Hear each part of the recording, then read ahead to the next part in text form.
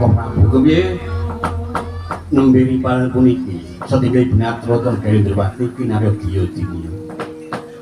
Kupingku grisi ngrungokke ature sing jejuluk Prabu Sasrambala ki mau. Ingkang tang menika rak ya Koko Prabu. Lah iya, aku sing nantang karo menungso siji ki mau. Ing menapa lah kok dawuh kalian Setyaki. Ora apa-apa lah wong adikku. Sing tantang aku, sing ngenyangi Setyaki mengko sing bayar aku. Ora teges pun Kakang dawuh kos sakiti ora. Mergo pun Kakang ket mau weruh Setyaki nang kene iki ming teklak tepuk turu wae. Lah mesti gak terus paparan itu bedal sabun kok micak nang kene. Ya tak berangkat dulu ora turu. Yen pati ora saku dadi Setopati rasa menyang bae. Senang omah turu-turu ngono. Sing jeneng Setopati iki wajibane abot. Bisa gawe tentreming para kawula yen ana parang pamuk kudu sing rampungi gawe. Ha nek turu apa kira-kira krungu ngendi kamu ora krungu lah wong turu. Iki mau sejati pun Kakang buka saki mak geragap pun nyekeratu kok barang metu njaba wis mengko pun Kakang sing bakal nutu wis tadi sakene pun Kakang pamit metu njaba nutu saki mergo sing gawe briefing perkara pun Kakang yen pancen muga-mugane mengko tak labrake rasa melu pun Kakang njaluk pamit yen ngatos satu Prabu matur ora nggih.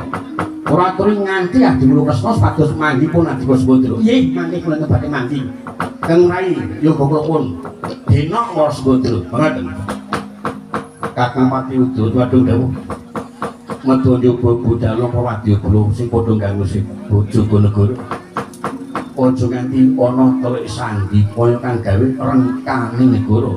Lan gawe piteneng para kawula sing tamung ngerti duduk sering perkara. Nggih, estaku dawuh.